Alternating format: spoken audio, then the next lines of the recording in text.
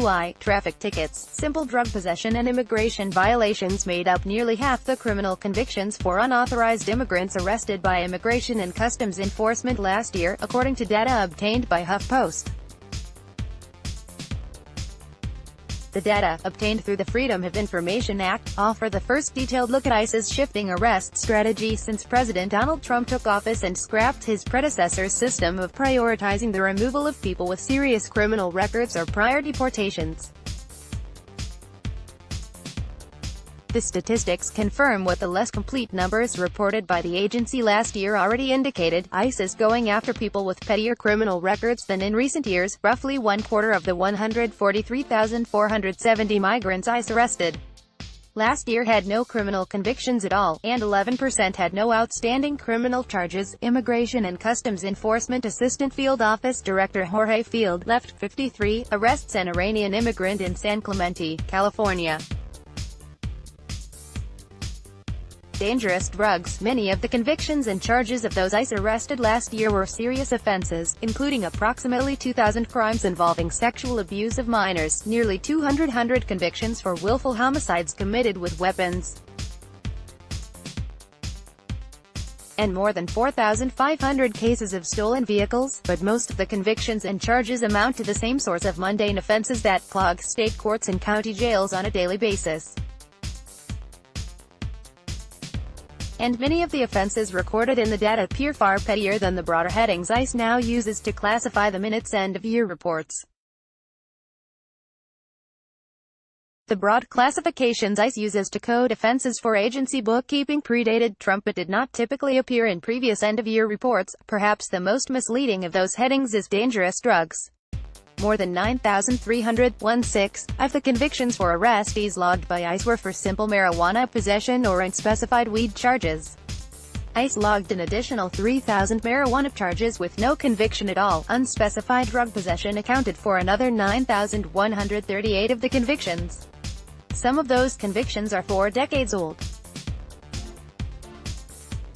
Today, recreational marijuana consumption is entirely legal in 9 states, along with the District of Columbia, leaving ICE classifying thousands of people as criminals for conduct that in much of the country is now legal. About a quarter of one of the most disturbing group of offenses ICE logged 1,531 convictions for: homicide, involved either traffic accidents or negligence with a weapon, rather than premeditated killing. That figure is possibly an underestimate. Most of the homicide convictions are unspecified, and the agency designates parole violations or failure to appear in court as obstructing judiciary, Congress, legislature, etc. ICE did not immediately respond to a request for comment. This administration tries to characterize all undocumented immigrants with the same brush, that if you're an undocumented immigrant, you're somehow a public safety threat. And this data demonstrates that's not true. Former acting ICE Director John Sandweg, based on the data provided, which is organized by date rather than individual, it's not possible to know which convictions or charges were part of a larger rap sheet. ICE arrested 143,470 suspected unauthorized immigrants last year. But the agency recorded 3 times as many convictions, meaning many were repeat offenders. Nearly another 150,000 charges logged by ICE include no conviction date, meaning the charges were either dropped or the agency took custody of the accused before the case was adjudicated. Many of the charges without convictions are several years old. By far the most commonly cited offenses in the ICE data were DUI and other, largely unspecified traffic tickets, some dating back decades. While the data did not elaborate on the non-DUI traffic offenses, driving without a license likely accounted for the lion's share, according to John Sandweg, who headed ICE as an acting director during the Obama administration. Some 14% of the convictions logged were immigration violations, the vast majority of them either the misdemeanor of illegal entry or the felony of illegal re-entry, though human smuggling, fraudulent documents or false citizenship claims made up a small minority of those offenses. It's intentionally going backwards. Nothing in U.S. immigration law requires ICE to focus arrests on people convicted of anything. But the agency, founded in 2002 and housed under the Department of Homeland Security as part of the response to the 11 attacks, has long tied its civil immigration enforcement mission to combating crime by highlighting the number of criminal convicts the agency arrests and removes. The data for the 2017 fiscal year, which includes 4 months under Barack Obama, as well as Trump's first 8 months in office, represents less a radical new trajectory for the agency as much as a return to the old status quo of the late George W. Bush and early Obama years. It's intentionally going backwards, Sandweg said. This administration tries to characterize all undocumented immigrants with the same brush, that if you're an undocumented immigrant, you're somehow a public safety threat. And this data demonstrates that's not true. Critics derided Obama as the deportee-in-chief for carrying out more deportations from the interior of the country than any modern president. But by 2011, the administration began a prosecutorial discretion policy that focused ICE's arrest and deportation efforts on recent border crossers and migrants with prior deportations or criminal histories. By his second term, ICE often passed over those with pettier offenses, leading interior deportations to plummet to 65,332, about a quarter of his first year in office. There is no apples-to-apples comparison between the types of people ICE arrested under Trump's first year in office and those it arrested under Obama. The system developed under Obama reported criminal convictions for deportees using a three-pronged system of priority levels grouped by offense, but did not detail data for ICE arrests. The top criminal priority included people convicted of immigration offenses, skewing that data considerably. The Obama administration prosecuted more than 630,000 migrants for illegal border crossing over its 8 years. More detailed data released through FOIA on criminal convictions for deportees during the Obama period to date also doesn't distinguish between those arrested in the interior of the country and those arrested at the border, where migrants are routinely prosecuted for immigration violations. Under the leadership of recently departed acting ICE Director Thomas Homan, ICE's public statistical compilations now include independent data for arrests and deportations, making them more transparent. Former acting ICE Director Thomas Homan.